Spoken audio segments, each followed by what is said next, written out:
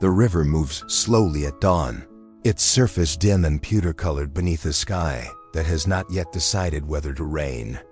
The quiet of Redwater feels different this morning, as if every porch and every empty street is waiting for something to break.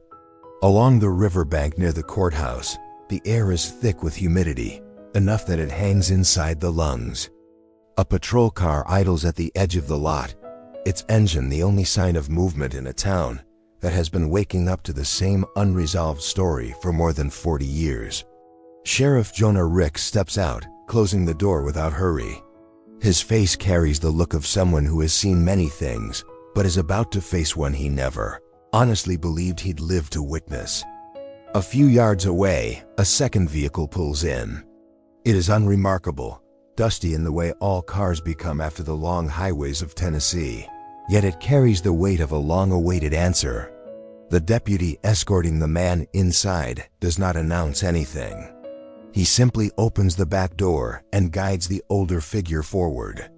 The man is thin, shoulders rounded by age rather than humility. His gray hair is cut short, and his eyes drift over the courthouse as if he is arriving somewhere he once passed by without thought. There is no recognition on his face, no visible fear, only the slow resignation of someone who has run out of ways to remain unseen. Sheriff Ricks watches him for a moment before walking ahead, leading him toward the entrance where a small cluster of officers stand waiting for the paperwork that will change the town's story forever. Inside, the fluorescent lights flicker with the same imperfect rhythm they've had for decades. The hallway smells of old files, floor polish, and rain settling into the building's cracks. On a bench near the wall sits a woman in her early 50s. She holds a small folder against her chest, the edges worn from years of handling. Mara Crow lifts her eyes as the group approaches. She doesn't stand. She just watches.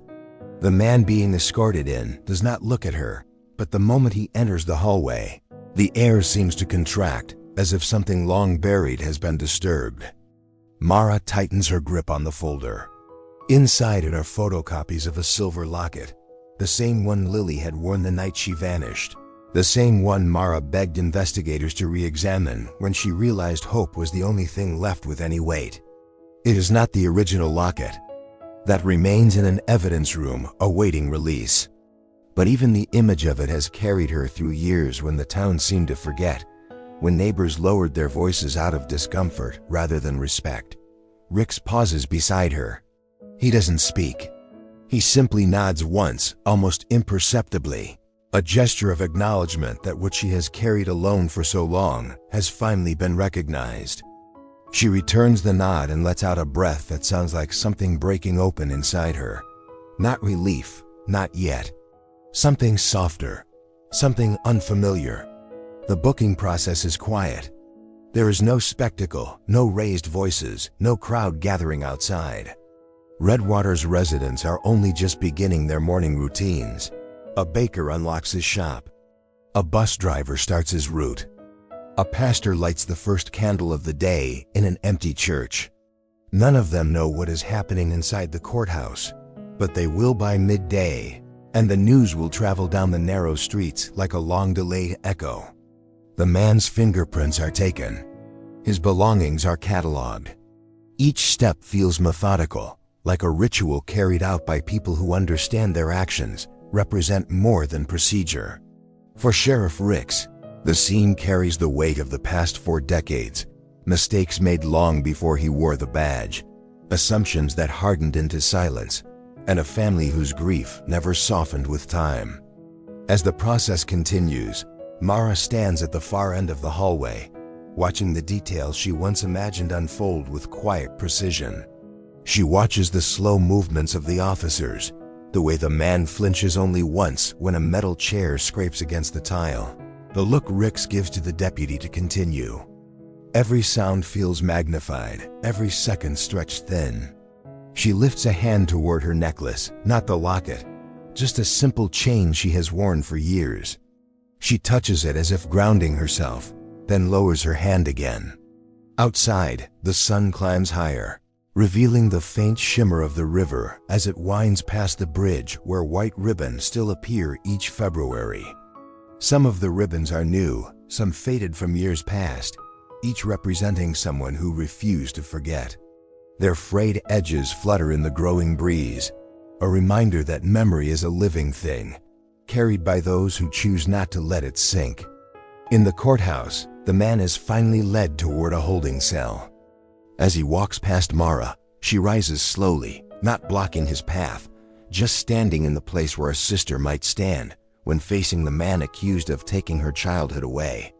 He glances at her then, a brief, almost detached look, and for the first time his eyes shift with something unreadable. Not remorse, not fear, something more like recognition of the weight in her expression, of the years in her posture, of a truth that has finally cornered him. She says nothing. Words would only diminish the moment. Silence carries more. When he disappears behind the secured door, she sits again, her hands trembling as she opens the folder. The photocopy of the locket stares back at her. Grainy and imperfect, yet unmistakably Lily's. She traces the outline with one finger, her breath steadying. For the first time in decades, the story no longer feels circular. It feels like it has direction. Outside, the courthouse clock strikes the hour. Its bell is low and metallic, echoing through the valley. The river below shifts in the morning light. Rick steps out to the parking lot, leaning against his patrol car. The day has officially begun. To understand how this began, we go back to 1979. If stories like this matter to you, subscribe now. It helps us bring more truth to light. On most mornings in Redwater during the late 1970s, the neighborhood around Willow Lane stirred slowly, as if waking from a long and careful sleep.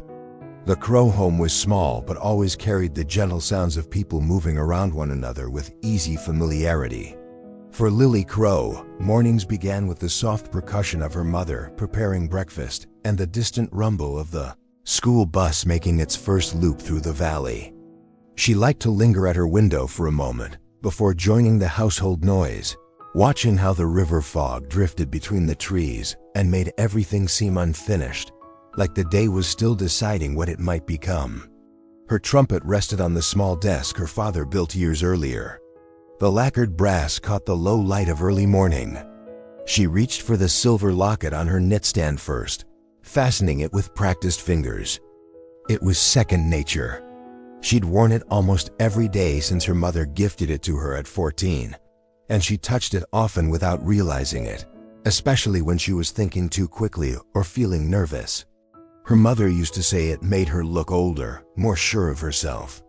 Lily suspected it simply made her feel understood. Downstairs, the Crow family gathered around the kitchen table.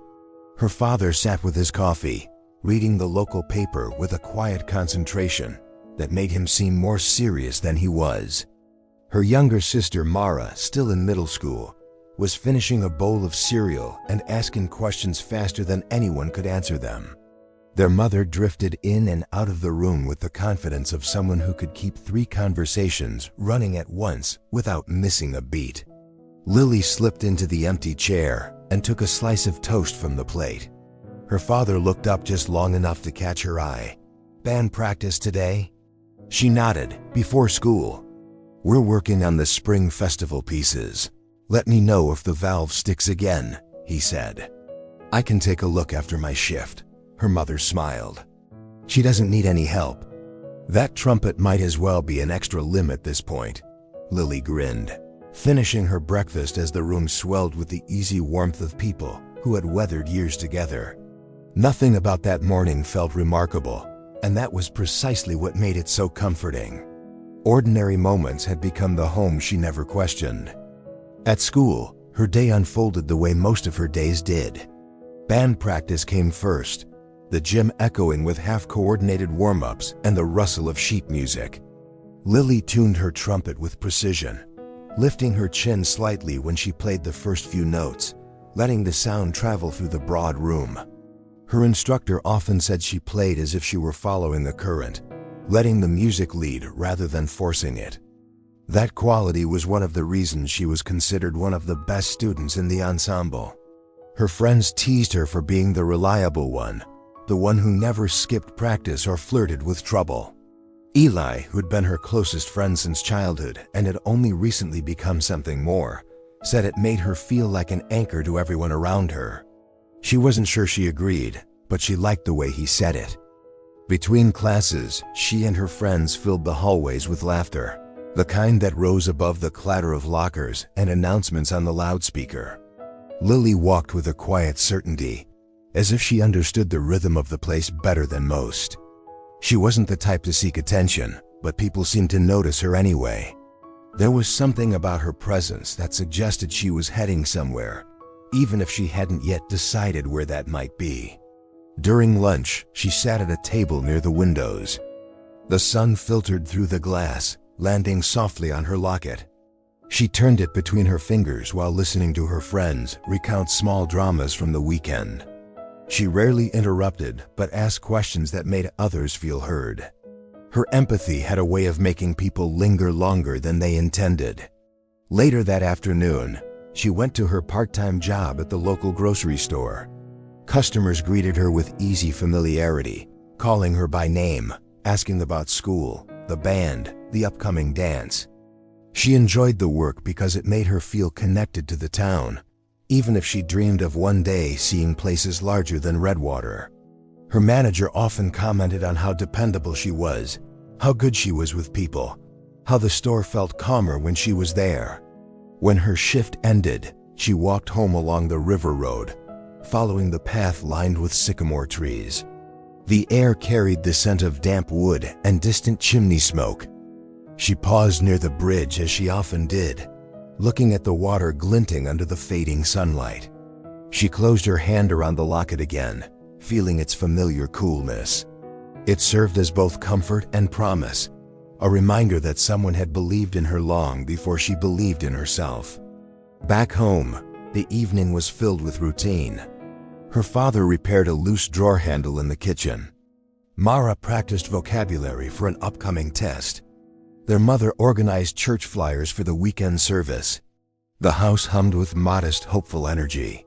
Lily helped set the dinner table, laughing when her father tried to balance a fork on his fingertip to impress them. These were the moments she remembered best, the ones that built her sense of safety. After dinner, she sat on the floor of her room, feet tucked beneath her, writing in her notebook. She rarely wrote about events. Instead, she filled the pages with observations, things that made her pause. The way light hit the river at certain hours, how the sound of train whistles changed. Depending on humidity, how a person's voice softened when they spoke of something they loved. Her notebook was not a diary. It was a place where she tried to understand the world in pieces. The phone rang later that night. She reached it before her sister could. Ayla's voice came through the line with its familiar softness. He asked about the dance coming up on Friday, whether she wanted to go with him. She smiled, brushing her thumb across the locket. She told him she'd already bought the dress, a soft blue one she hoped wouldn't wrinkle too easily. He laughed, relieved she hadn't changed her mind. They spoke for a few more minutes, simple things that didn't seem significant at the time. When she hung up, she stared at her reflection in the dark window. The locket glimmered slightly, catching the porch light outside. She touched it one more time before turning away. On the last morning before everything changed, the house felt unusually bright. Sunlight poured through the kitchen window, as if the day was trying to make itself memorable. Lily moved through the routine with familiar ease, but she felt a slight restlessness, the kind that comes from anticipation rather than worry. She reminded her mother about the dance, helped Mara find a missing shoe, and slipped the locket around her neck before leaving for school. On the bus ride, she leaned her forehead against the cool glass, watching the river winding alongside the road. She thought about the dance, about college applications she hadn't yet filled out, about the possibility that the world might be wider than Redwater if she dared to step beyond it. She didn't know why the thought struck her more strongly that morning, but she held onto it, letting it settle quietly inside her. When she walked into school, Someone called her name from down the hallway. She smiled, lifting a hand in greeting. The locket swung lightly with each step, catching the sunlight that filtered through the windows, its small silver surface flashing like a promise of everything still ahead. It would be the last ordinary day she ever lived. The night of February 14th, 1979, settled over Redwater with the kind of quiet that made every sound feel amplified.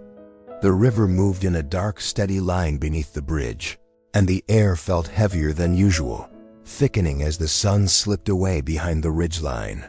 For many teenagers in town, the night belonged to the Valentine's dance at the high school gym, an event that had become a kind of yearly promise, a moment when the weeks of winter seemed to loosen their grip. Lily Crow and Eli Barnes arrived not long after sunset, their laughter almost swallowed by the music drifting out from the gym doors. Inside, the dance unfolded with predictable rhythms, slow songs, clusters of friends, paper hearts taped to the walls, and the kind of hopeful light that made everyone feel briefly untouchable. Lily moved through the room with her usual gentleness, offering smiles, hugging friends, adjusting the collar on Mara's jacket when she spotted her sister sneaking a look from the doorway. Eli watched her the way people watch something delicate and irreplaceable, as if committing her movements to memory without fully knowing why. By 10 o'clock, the crowd had thinned. Lily and Eli slipped outside into the cool air, letting the muffled music fade as they walked across the parking lot. A few cars remained older sedans, a pickup or two, but the night felt open, calm, and theirs alone. Eli unlocked his father's car, and they drove toward the river pull-off that had become their quiet spot in recent weeks. The headlights traced the familiar turns, illuminating branches and patches of frost. They talked about the dance, about school, about summer plans, all with the lightness of people who believed in a future they had not yet learned to fear. The timeline that followed would become the backbone of the investigation, reconstructed through interviews, physical evidence, and what little Eli could remember once he regained consciousness. At 10:32 p.m., they parked near the Redwater Bridge overlook. The area was known locally as a place for teenagers to talk, to listen to music, to sit in the quiet. The sycamore trees rustled softly in the breeze. The river below reflected only a sliver of moonlight. Lily reached for the locket at her neck, turning it absently while Eli leaned back in his seat, replaying the last song they had danced to. Less than 5 minutes later, the sequence of events shifted sharply. Eli would later describe hearing gravel shift behind the car, a sound out of place in a moment meant to be private. He turned, saw the edge of a shadow through the rear window, and opened his mouth to speak.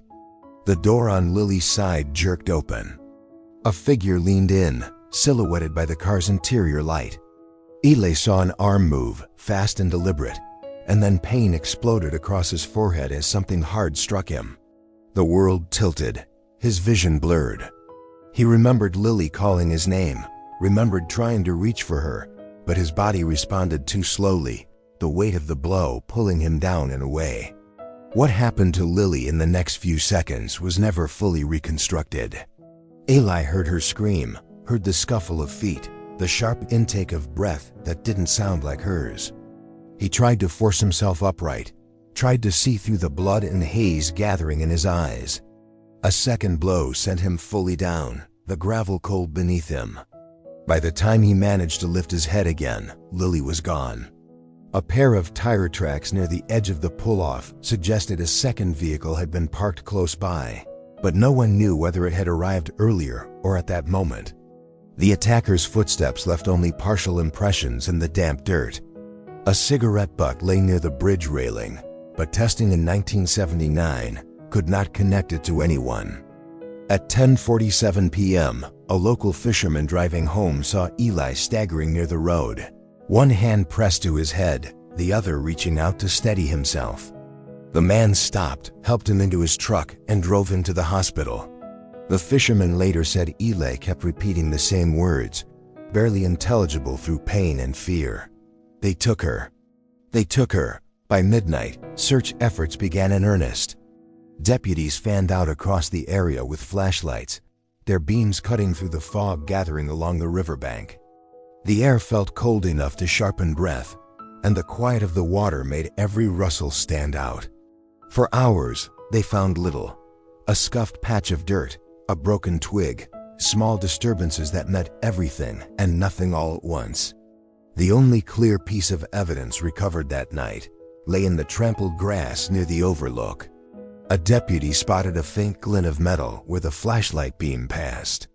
Kneeling, he brushed the grass aside and uncovered the silver teardrop locket. Its chain snapped cleanly as if torn with force. The clasp showed tiny scratches, and a thin residue of dirt clung to the inner hinge.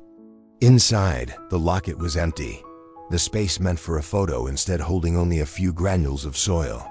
The deputy placed it into a small evidence bag and wrote the time and location on the label. Those few seconds would later become pivotal, but in 1979, it was simply one more clue they did not know how to interpret. The search continued through the night, moving outward in widening circles. By dawn, the temperature had dropped further, and the river seemed unwilling to give up anything. By the next afternoon, rain began to fall, soft at first, then harder. The mud along the banks deepened, blurring any footprints or impressions that might have been left during the night. 2 days passed with no new signs. The town felt the weight of every passing hour. Volunteer search parties gathered each morning, bringing coffee, flashlights, and a determination that bent under fatigue but never fully broke. The sheriff's office fielded calls from residents who thought they had seen something, though none of the sightings held up under scrutiny. On the third day, just after dawn, a pair of county workers clearing debris from a drainage culvert near the southern bend of the river noticed something caught against the concrete lip where the runoff met the main waterway. At first, they thought it was an abandoned bundle of clothing. As they approached, the shape took form. The water moving around it was slow but insistent, nudging the edges with a quiet persistence. They radioed for assistance, stepping back without speaking. The first deputy to arrive took only a moment to understand the gravity of what he was seeing. He signaled for the culvert to be cordoned off and waited for the investigative team. The morning light had grown stronger by then, filtering through the trees and landing across the water in scattered flashes. The culvert itself felt colder than the air around it, the concrete darkened by moisture and time. When the body was recovered, the scene was handled with as much care as the circumstances allowed. Lily was found positioned against the inner wall of the drainage tunnel, her clothing soaked and stained by the water that had passed over her. Her hands were relaxed just enough to suggest she had been still for some time. There were no personal belongings with her aside from one earring, a small silver stud matching the pair she had worn to the dance. The other was missing, though whether it had been lost during the struggle or taken afterward was unclear. The medical examiner noted signs of assault but withheld details from the public. The time of death was estimated to be within hours of her disappearance. There were faint marks around her neck, consistent with manual strangulation. Soil samples from her clothing indicated she had been dragged briefly across the ground before being placed in the culvert. None of the physical evidence pointed conclusively to a specific individual. The locket became a focal point of the investigation. Detectives speculated it had come off during the initial struggle. The snapped chain suggested force rather than an accidental break. Its location near the pull-off indicated it fell early in the attack, which supported Eli's limited recollection of hearing Lily cry out just before he lost consciousness. During the forensic examination, technicians attempted to collect trace evidence from the locket's clasp and chain. The technology of the era lacked the sophistication needed to interpret minute biological material. The residue found on the clasp went untested, preserved on slides but ultimately filed away with little confidence. The failure was not due to neglect, but the simple limitations of the time. It would sit for decades, waiting for science to catch up. The tire tracks found near the pull-off yielded few results. The treads were too worn to match to a specific vehicle, and the surrounding soil did not hold enough impression detail to produce a usable mold. A few fibers were collected near the scene, though none aligned with the clothing recovered from the culvert. A cigarette butt retrieved near the bridge railing held potential, but the lack of DNA testing capabilities meant it became just another item placed into evidence without answers. The discovery of Lily's body sent ripples through Redwater. Schools let out early. Church doors remained open late into the night. Families checked in on each other with a vigilance born from fear. The bridge became a place of quiet mourning, residents leaving flowers tucked into the guardrails, notes fluttering in the breeze, white ribbons tied to the metal bars. Investigators conducted interviews for weeks. Dozens of men in the area were asked about their whereabouts that night. Hank Doss, a local truck driver known to frequent riverfront bars, provided a brief statement offering his gun for ballistic comparison out of a sense of cooperation.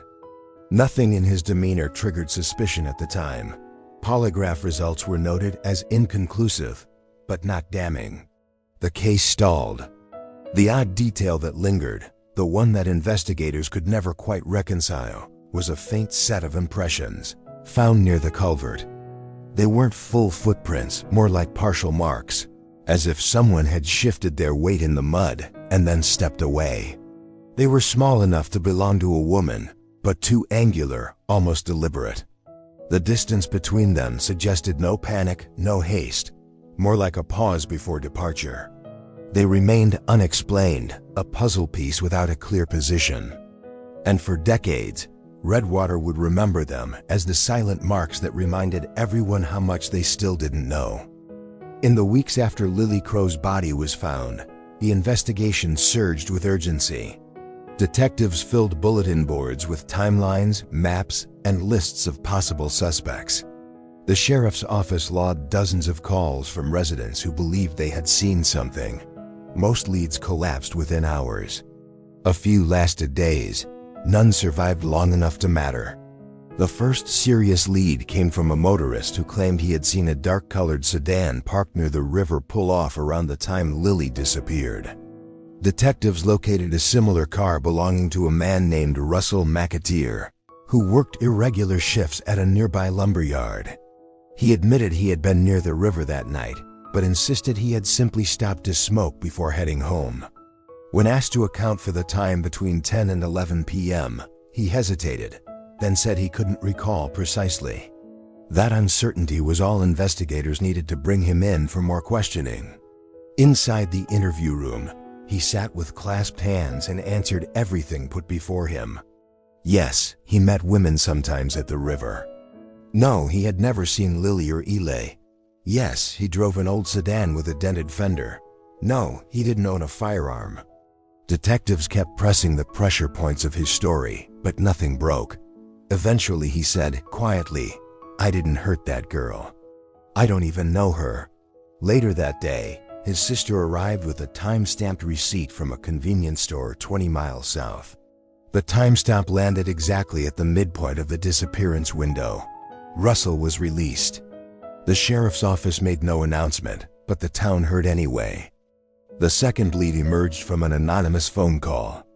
A woman reported overhearing two men discussing a girl near the bridge and laughing about showing her a lesson. Investigators traced the call to a payphone outside a laundromat. The tip led them to two brothers with minor criminal histories. They were rough around the edges, quick to anger, and prone to bravado when drinking. The interview began with bluster but ended with tears and a denial so desperate that detectives believed them. Both were eventually cleared. A third suspect surfaced when a high school student claimed he had seen an unfamiliar truck near the bridge on Valentine's night. The sheriff traced the description to a local mechanic with a reputation for temper and a history of collecting weapons. When questioned, he offered a stiff version of cooperation, answering with clipped phrases and growing more irritated each time detectives circled back. He agreed to a search of his truck. Nothing inside linked him to the crime. Reluctantly, investigators accepted the lack of evidence and removed his name from the board. Some leads came from places no one expected. A teacher at the high school turned in a student essay with violent themes. The student was called in, along with his parents, and questioned gently.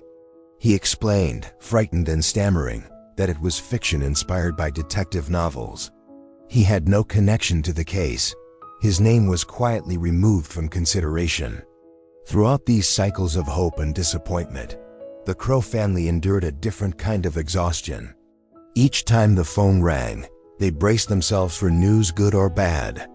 Each time the sheriff visited the house, their hearts lifted for a moment before falling again when he explained that another lead had evaporated. Mara grew quieter. Their mother's hands shook more often. Their father started spending long evenings sitting on the porch, staring at the road as if waiting for something that would never come. The sheriff's office did what it could. Deputies revisited the river pull-off, the culvert, the bridge. They measured distances between footprints. They re-examined tire impressions, hoping a clearer pattern might emerge. They even brought in a state investigator from Nashville for a short consultation. His conclusion was clinical but honest. Without new evidence, the case would rely on luck. For months, detectives clung to the few physical items recovered. The cigarette butt was sent to a state lab, but without modern DNA analysis, the results were inconclusive.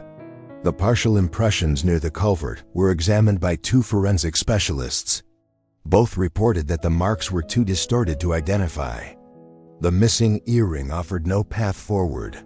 The locket, carefully preserved and logged, was tested for fingerprints and any trace fibers. None were usable.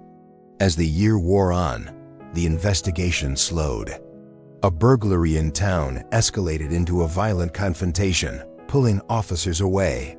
A series of minor crimes stretched resources thin. The sheriff found himself checking Lily's file late at night, flipping through pages as if expecting them to change. One afternoon, several months after the murder, Lily's parents came to the station. They asked for updates.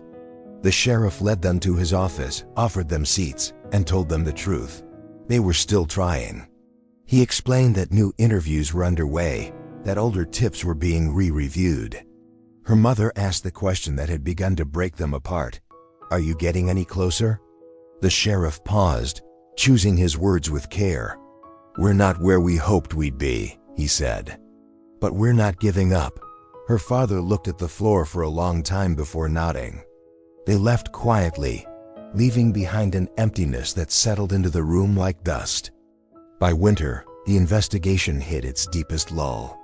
Maps were taken down to make room for new cases. The Crow file, still active, was placed in a cabinet rather than left on the main desk.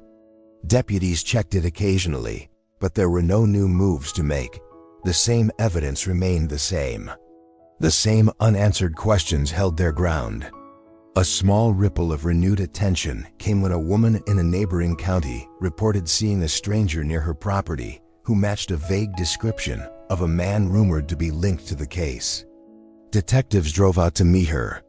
She was kind, eager to help, and absolutely certain of what she had seen. They took notes, documented everything, and followed the lead. It dissolved within 48 hours. The man she had described was identified, questioned, and cleared. Another dead end. By the early 1980s, new leadership took over the sheriff's office. The incoming sheriff reviewed the case with interest, but saw immediately that time and limitations had eroded its momentum. He requested additional assistance from the state, but the volume of pending investigations elsewhere kept resources scarce. As the town slowly tried to return to its routines, Lily's case transformed into something quieter, a chapter people whispered about rather than discussed openly. The Crow family bore the strain with a kind of fragile endurance. Mara entered high school, carrying her sister's memory like a shadow. Teachers spoke to her gently. Neighbors watched her steps with silent concern. The river became a place she avoided, not out of fear, but because it felt like it held too much of what she was trying to forget. On the anniversary of Lily's death, a small group gathered near the bridge, lighting candles that flickered in the wind. They spoke of her kindness, her music, her quiet strength. The sheriff attended, standing at a respectful distance. He looked older that year, as if the case had taken something from him too. In the mid-1980s, a brief stir arose when a traveling salesman confessed to harming a girl by a river. Investigators drove across 2 counties to question him. It quickly became clear he was not talking about Lily. His story shifted, contradicting itself, unraveling under scrutiny. Once again, hope had lifted and then fallen without ever touching solid ground. Years passed. Files were reorganized. Evidence boxes were moved. The Crow case remained technically open, but activity dwindled to an occasional review. Detectives retired or transferred. New officers came who only knew the case through grainy photos and fading notes. The locket stayed in the evidence room, preserved and forgotten at the same time. By the early 1990s, the investigation reached its quietest point. The sheriff at the time, facing pressure from rising crime rates, consolidated old casework into a single storage system.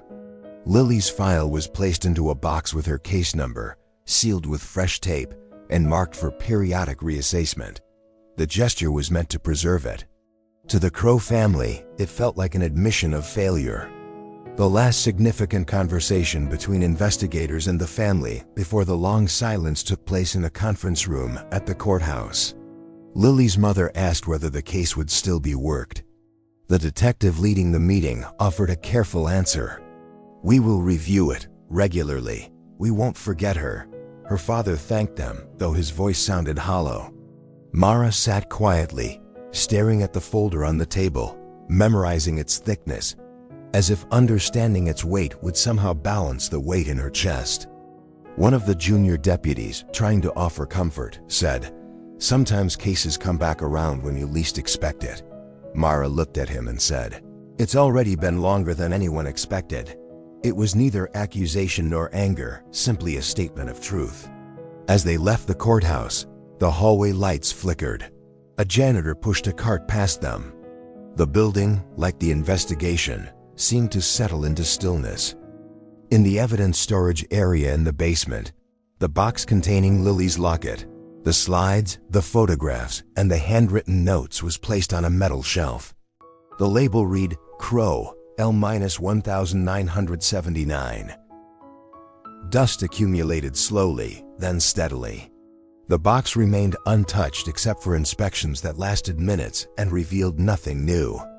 The case had not been forgotten, but it had stopped moving, held in place by the constraints of technology and the limits of a small-town department. Hope became quieter. The family learned to live beside its absence. Investigators carried the case as a private burden, a reminder of what their work sometimes could not accomplish. In the end, no one declared the case closed. It simply faded into the background, suspended between memory and neglect. The last line in the file from that era was brief, written in the steady hand of a detective who had spent years chasing answers. It read, "No further leads at this time." And with that, the page turned to silence. Time moved differently for the Crow family after Lily's death. Days still carried their usual light and shadow, but they passed as if muffled, softened at the edges, drained of the simple certainty they once held. Grief did not knock. It settled in, growing familiar enough to become part of the home. What had once been a lively house on Willow Lane slowly became quieter, the rooms expanding into the silence Lily left behind. During the first few years, her mother kept the dining room table set as though she might return at any moment. A plate, a fork, a folded napkin. She rotated the flowers in the vase, making sure they never wilted. Her father, who once filled evenings with stories from the mill and gentle teasing of his daughters, began spending long hours in the yard, repairing things that didn't need mending, unable to sit still for fear the stillness would break him. Mara watched all of this from the uncertain space between childhood and adolescence. She spent those years tiptoeing around the quiet, learning how to read the air before speaking. In her room, she kept one of Lily's notebooks tucked beside her own, running her fingers across the cover whenever the world felt too uneven. The pages inside held Lily's small observations and sketches, lines of poetry that weren't quite poetry, maps of the river's bends, a list of places she hoped to visit someday. Mara read them until the ink softened at the edges, the way old letters sometimes fade into the paper. On anniversaries of Lily's disappearance, the family walked to the bridge at dusk. Neighbors gathered too, bringing candles that flickered in the winter wind. Some prayed, some sang, some simply stood in silence. Mara always tied a ribbon herself, choosing the brightest white she could find. She fastened it carefully around the guardrail and whispered a few words meant only for her sister. The river carried the echo away. As the 1980s unfolded, the world changed in ways the family barely noticed. Music shifted, clothes shifted, cars shifted. But the Crow household remained steady in its pattern of survival. Lily's mother took on more hours at the church, organizing community meals and helping families in need. It gave her purpose. Her father's health began to show signs of strained sleepless nights, headaches that lingered, a heaviness in his breath he tried to hide.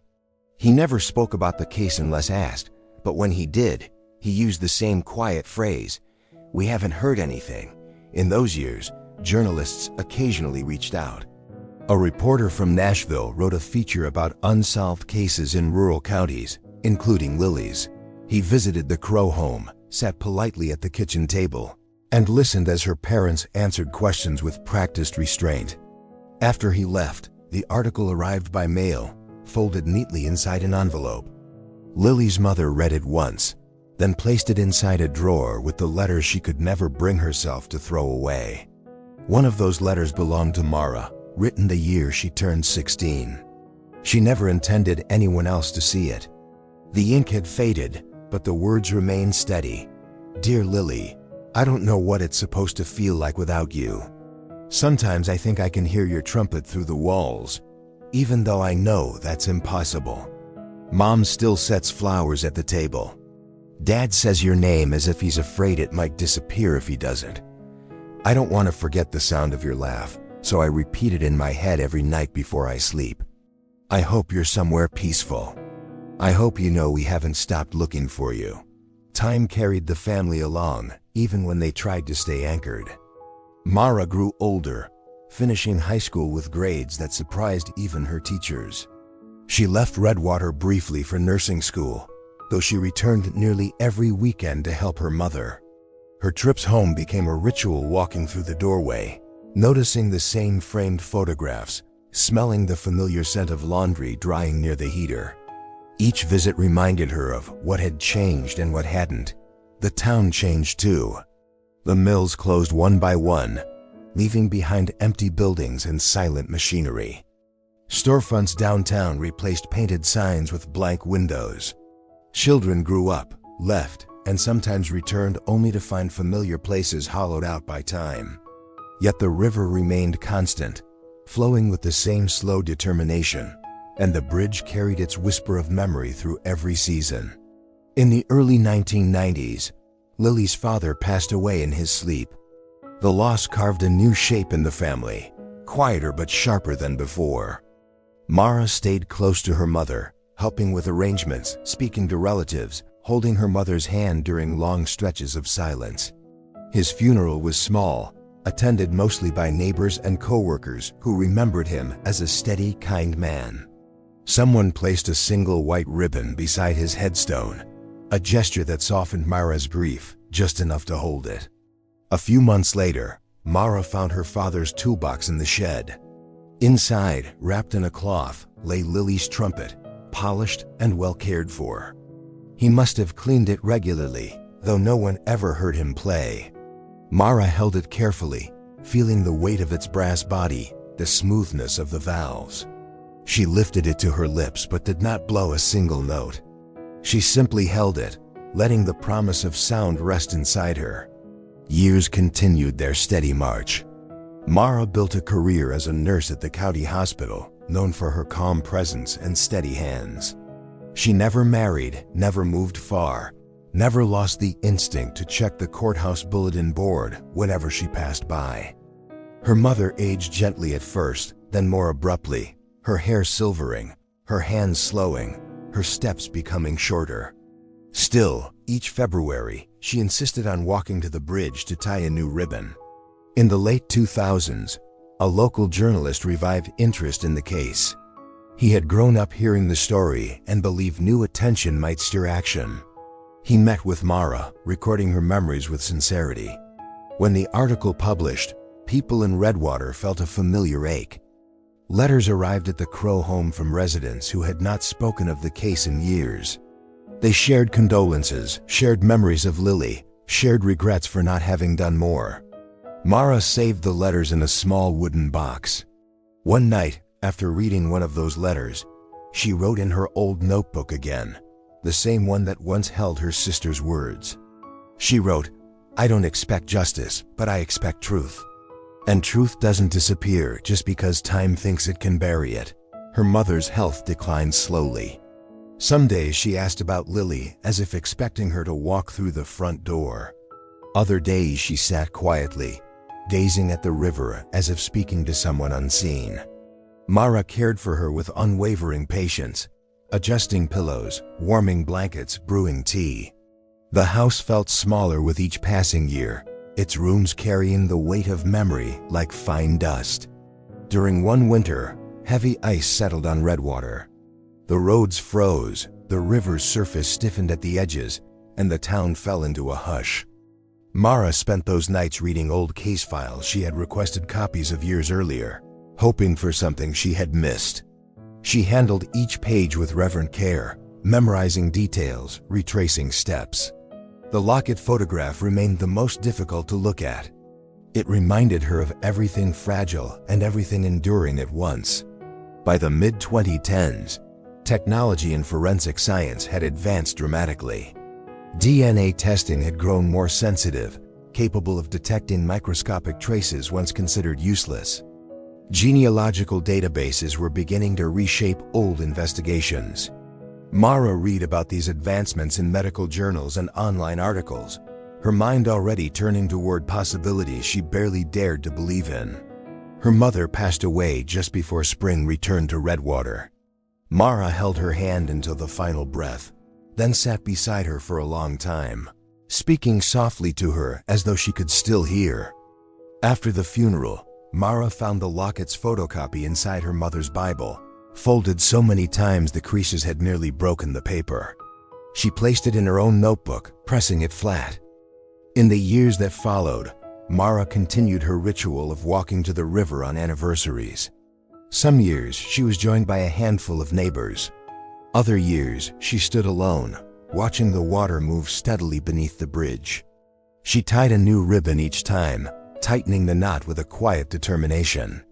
The wind often caught the ends of the ribbon, lifting them as though the river itself was responding.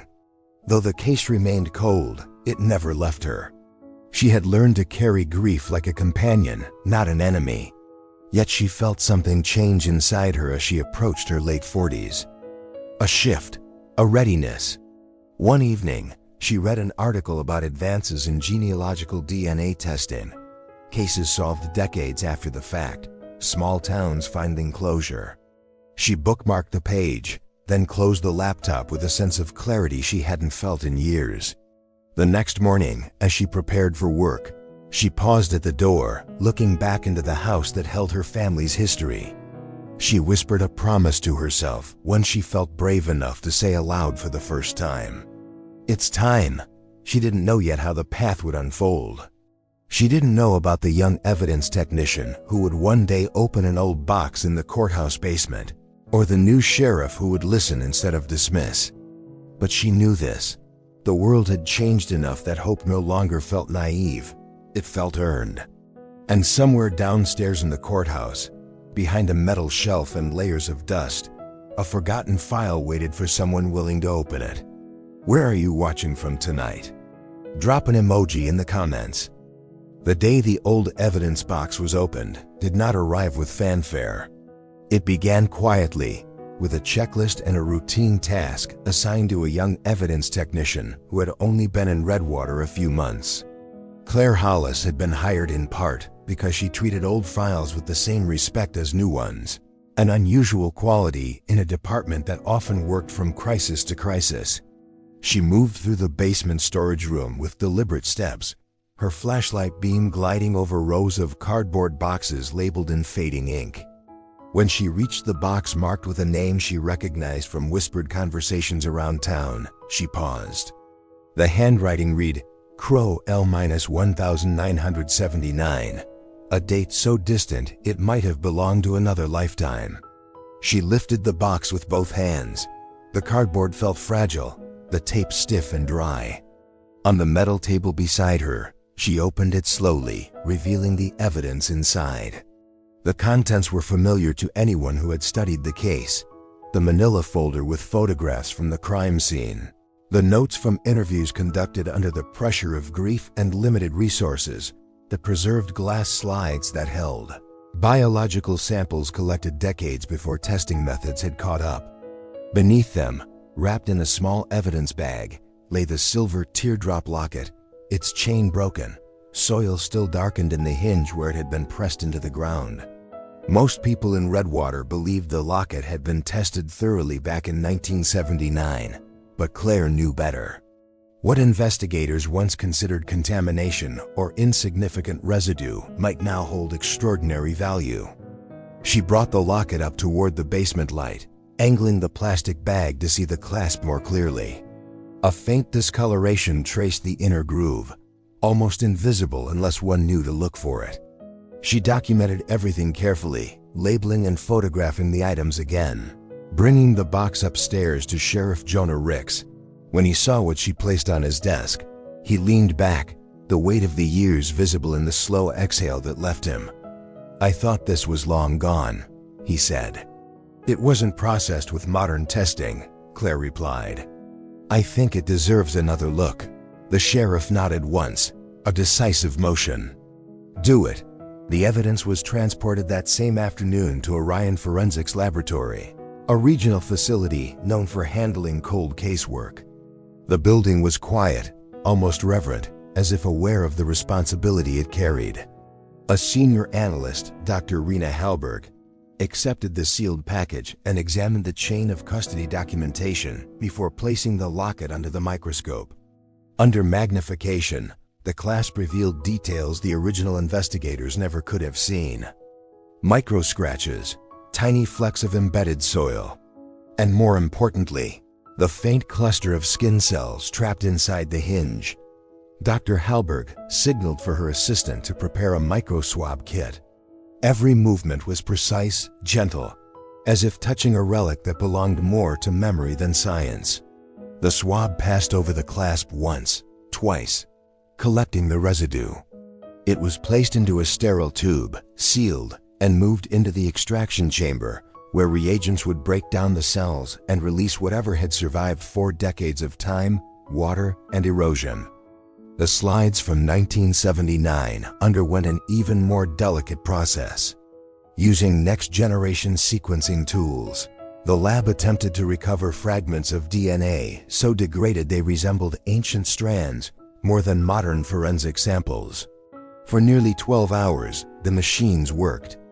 Data appeared slowly at first, like the faint outline of something hidden beneath fog. Patterns emerged. Fragments aligned just enough to illuminate the edges of a genetic profile. Not full, not perfect, but strong enough to be meaningful. Dr. Halberg reviewed the results, adjusting her glasses as she examined the sequence. "There's enough here," she said softly. "More than enough." She compiled the partial profile and prepared it for upload to a genealogical database used by law enforcement. Once transmitted, the computer system began the tedious process of comparing markers to thousands of voluntarily submitted DNA profiles. For several minutes, nothing appeared, then nodes flickered. Distant relatives, third cousins, a handful of shared ancestors. The genealogist assigned to the case, Carolyn Mercer, began building out the family tree. She traced the branches carefully, mapping connections that spanned counties and decades.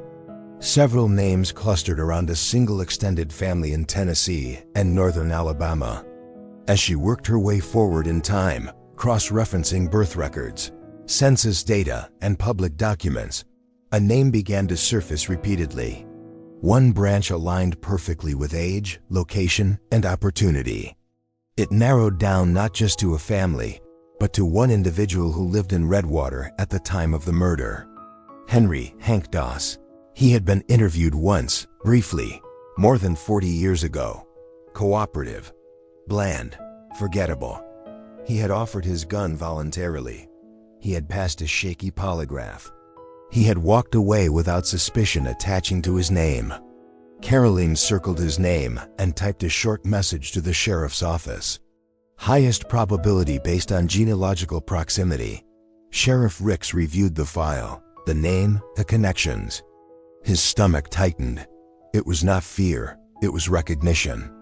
A memory of reading the early interview notes and feeling something in them that didn't sit right.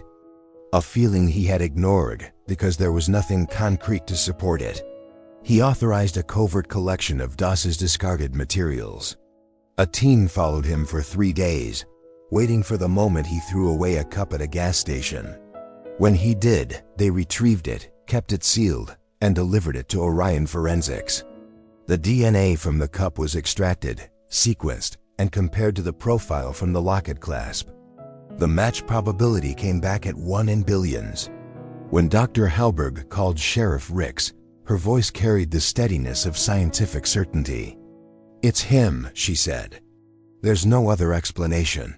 The sheriff closed his eyes, letting the truth settle. After 40 years, the silence had finally broken. He drove to Mara Crow's home just after sunset. The streetlights had turned on, casting warm halos across the familiar neighborhood. When she opened the door, she looked tired from her shift but alert, as though she sensed the importance of his visit. He stepped inside, removing his hat, holding it in both hands. "We have something," he said. She didn't move for several seconds. The air around her seemed to hold its breath. "Is it real?" she asked. "Yes," he answered. "It's real." He explained the genealogy match, the laboratory analysis, the recovered DNA from the locket that had held on to a secret for decades longer than anyone could have expected. As he spoke, her expression shifted from confusion to disbelief to a fragile, trembling hope. She reached for the back of a chair to steady herself. "All this time," she whispered. "She never left us." The sheriff nodded. "She didn't." Mara sat down, and for the first time since childhood, she allowed herself to feel something she had held back for years. Not grief. That had lived with her so long it had become part of her. What she felt now was the faint but unmistakable pulse of justice finally rising after a lifetime underground. The following morning, as news quietly spread through law enforcement networks, Redwater began to stir with the earliest hints of what was coming. Officers prepared warrants. Deputies briefed each other with a seriousness born from the weight of history. For those who had lived their entire lives under the shadow of Lily's story, the breakthrough carried a kind of solemn awe. When the arrest finally came, it was calm and deliberate. Hank Doss did not protest. Those who witnessed it said he simply seemed tired, as though he had been expecting this moment since the night he fled the river pull-off. The years had not erased his past. They had only delayed its reckoning. When word reached the community, reactions varied. Some residents wept quietly, remembering the day the search parties spread along the riverbank. Others tied new ribbons to the bridge, their edges bright against the winter wind. At the diner, a waitress who had known the Crow family since Lily was a child placed a candle near the register and let it burn through the afternoon. Mara walked to the bridge alone that evening. She carried a single white ribbon in her pocket. She tied it carefully to the rail, letting the ends flutter above the dark water. The river moved steadily, as it always had, but something in the air felt different, lighter, less burdened. She touched the spot on her chest where her necklace rested and closed her eyes. For the first time, she felt that memory and justice were not separate forces, but parts of the same story, rising together after decades of silence. Hit the like button if you believe justice always finds its way. The morning of the arrest in Redwater was gray. the kind of muted light that carried no expectation of what was coming. Most people were still rising, sipping coffee, preparing for another day that would look like the countless others before it. At a small house on the edge of the neighboring county, Hank Doss opened his front door because someone had knocked twice, firmly but without hurry. He did not ask who it was. He pulled it open and looked into the face of Sheriff Jonah Ricks, surrounded by deputies who stood with quiet purpose. Hank blinked once, as if squinting through a veil of memory. The sheriff spoke plainly. His voice held neither triumph nor anger. "Henry Doss, you are under arrest." A moment passed in which the morning air thickened. Hank did not run or argue. He simply nodded, turned his hands forward, and allowed the cuffs to lock around his wrists.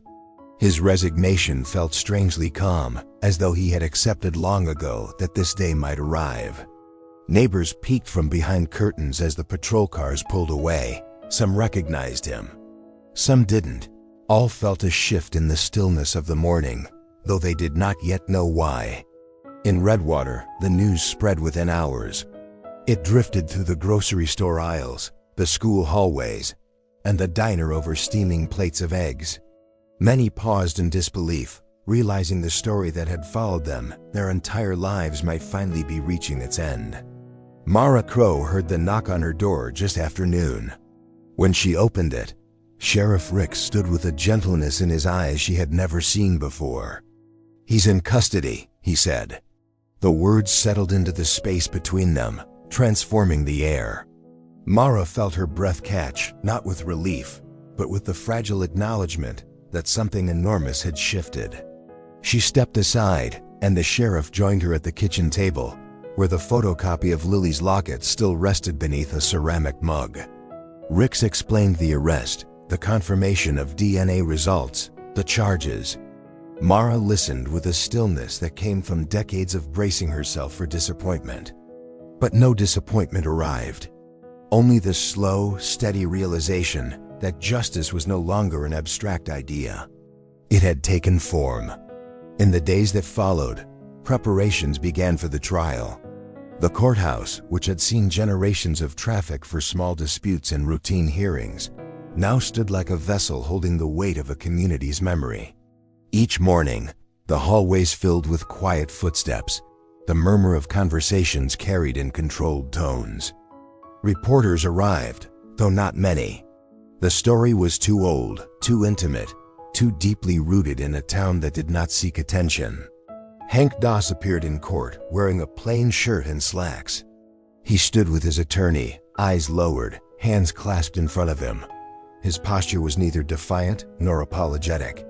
It was simply still, like an object left outside long enough to forget its original purpose. The courtroom lighting was soft, diffused by high windows that let in pale morning sun. Wooden benches held residents who had been young when Lily was alive and were now gray with age. Some clasped rosaries. Some held tissues. Others simply folded their hands in their laps, their faces solemn. The prosecution presented the forensic evidence with measured clarity. They explained how the DNA extracted from the locket clasp matched the profile pulled from the discarded cup. They described the slides that had preserved microscopic material for decades. Every detail built a ladder between the past and the present, rung by rung, until the truth stood high enough for everyone to see. Claire Hollis took the stand. She spoke with the professionalism of someone who understood the gravity of her actions. She described opening the old box, documenting its contents, and noticing the residue on the clasp. Her voice did not waver, but her eyes softened when she mentioned Lily's name, as if honoring someone she had never met but had come to know through the evidence. Dr. Halberg followed, explaining the lab work, the extraction, the sequencing, the genealogical match. She used simple terms, aware that the importance of her testimony lay not in complexity but in clarity. When she spoke the words statistical certainty, a quiet rustle passed through the courtroom. Then came Eli Barnes. Now a man marked by time, he approached the stand with a careful step. He did not look at Hank. Instead, he faced the jurors and recounted the night Lily vanished. His account was soft but steady. He described the sound of gravel behind the car, the sudden rush of motion, the blow to his head that blurred the world. When he spoke Lily's name, emotion tightened his throat, but he continued. His final words were simple. I saw her reach for me. And then she was gone. Mara attended each day of testimony. She sat near the front, her hands intertwined, her posture unwavering. She watched the trial unfold like someone who had carried the story for so long that witnessing its final articulation felt like both a burden and a blessing. She did not look at Hank often, but when she did, she studied him without malice. She wanted to understand the shape of a person capable of ending her sister's life. But what she saw was not a monster. It was a man emptied of purpose, hollowed by the passage of his own choices. Midway through the second week, something shifted. Hank's lawyer requested a brief recess. When proceedings resumed, the attorney stood and announced that his client wished to address the court. Hank rose, shoulders slightly sunken, and turned toward the judge. His voice was low, cracked with age but clear enough for everyone to hear. He did not offer excuses. He did not attempt to soften the truth. He admitted being at the river pull-off that night. He admitted the struggle. He admitted panicking afterward and leaving her in the culvert. Gasps echoed, followed by a heavy silence. The judge asked him why he was confessing now. Hank paused for a long moment. Because the truth finally found me, he said. And I don't want to run anymore. No one applauded. No one cried out. The room held the confession gently, like something both terrible and necessary. The plea agreement that followed meant the trial ended sooner than expected. Hank Das accepted guilt for murder. The judge sentenced him to life in prison without the possibility of parole. The words fell into the stillness with quiet finality. In the front row, Mara closed her eyes. She did not collapse. She did not smile. She simply breathed, a deep, deliberate breath that seemed to travel through all the years she had carried and settle into a place inside her that had been waiting to heal. After the proceeding ended, the courthouse slowly emptied. People spoke softly, embracing Mara, offering condolences mixed with relief. Eli stood near the doorway, unsure whether to approach. When she saw him, she walked to him and placed a hand on his arm. They didn't need words. The silence they shared held decades of pain, memory, and unspoken gratitude. Sheriff Ricks remained in the courtroom when almost everyone else had gone. He looked at the empty benches, the worn wood of the witness stand, the table where the evidence had been displayed. He felt the strange mixture of satisfaction and sorrow that came when a long pursuit finally reached its end. He thought about the detectives who had carried the case before him, the ones who never saw the resolution. He wished he could tell them. Outside, the late afternoon light reflected off the river. The water moved steadily beneath the bridge, carrying with it the ribbons tied by hands that had refused to let the story fade. The town of Redwater had not forgotten. It had waited. Mara walked to the bridge that evening. She did not bring a ribbon this time. She leaned on the railing, watching the current pull past the rocks and the roots of trees that had grown thicker since her childhood. She thought of Lily's smile, her trumpet, her locket gleaming in the gymnasium lights. She thought of what had been stolen and what had finally been returned. Truth. She whispered into the wind, not for justice, but for peace. In the quiet that followed, she sensed something she had not felt in more than 40 years. Not closure, that word was too small. It was something deeper. A settling, a return of breath. The river continued on, steady and unbroken. In the months after the trial, Redwater settled into a quieter rhythm. The sharp edges of tension softened, replaced by something gentler, something closer to collective exhale. People no longer lowered their voices when crossing paths near the courthouse.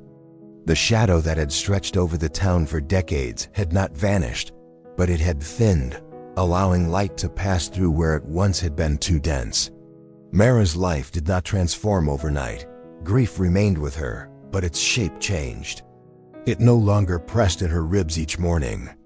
It walked beside her instead, steady but no longer consuming. At the hospital, co-workers who had followed the trial offered small gestures. A hand on her shoulder in the break room, a cup of tea left on her desk with no note. She accepted these quiet kindnesses, understanding they came from a place of shared relief. Occasionally, she found herself reaching for her necklace without thinking. It was not Lily's locket. She had decided to keep that stored safely until she felt ready to hold it again, but the simple chain she wore daily. Her fingers brushed the metal the way they used to when she was a girl learning to live in a world where Lily's voice no longer filled the hallways. Now the gesture felt different. Less about loss, more about connection. Redwater's younger residents, the ones born long after Lily's death, began asking questions about the case. Teachers incorporated discussions about perseverance and forensic science into lessons, using the story to show how truth can persist even through long years of silence. At the diner, the candle on the counter remained. The waitress replaced it each time the wick burned down, explaining to anyone who asked that it stayed there to remind people that memory can carry farther than fear. Sheriff Ricks continued his work with the same diligence as before, though those who knew him well sensed a change in the way he walked the hallways. The heaviness that had once clung to him had eased. Solving Lily's case had not erased the weight of the other files he carried, but it had reaffirmed something essential, that persistence mattered, even when the outcome seemed impossibly distant. He reviewed cold cases with renewed focus, believing more firmly than ever that some answers were still waiting to be found. In her home on Willow Lane, Mara began sorting the boxes her parents had left behind. She found old photographs, some faded, some still bright. In one picture, Lily stood in the backyard with her trumpet, the late summer sun glinting off the brass. Mara held the photograph up to the light and let the warmth of the image settle into her chest. She placed the photo in a frame on her knitstand. It felt right for Lily to be somewhere she could see her each morning. As winter approached, the river returned to its slow, familiar cadence. Leaves gathered along the banks, carried forward in gentle spirals. Snow fell lightly one morning, covering the bridge in a soft layer of white. Mara walked there at dawn, breathing in the cold air, watching it drift over the water. She brought with her a ribbon, not white, but pale blue, the same shade as the dress Lily wore the night she disappeared. She tied it to the railing with unhurried hands. The ends fluttered in the wind, brushing against other ribbons left by friends, neighbors, and strangers who had come to understand the depth of the town's devotion. Standing there, Mara felt something settle quietly inside her. It wasn't joy, and it wasn't closure. Those words felt too simple. It was acceptance, born from knowing that the truth had risen through all the years, and that Lily's memory had shaped countless lives in ways that would continue long after the ribbons faded. As she turned to walk home, the morning light caught the blue ribbon, making it shimmer against the gray sky. It reminded her of the way the locket once glinted in her sister's hands, a small shining point in a world that had not always been gentle. In that shimmer, she felt the echo of something she had long believed but never spoken aloud, that love, carried faithfully, is its own form of justice. Which case should we tell next? Leave your suggestion below.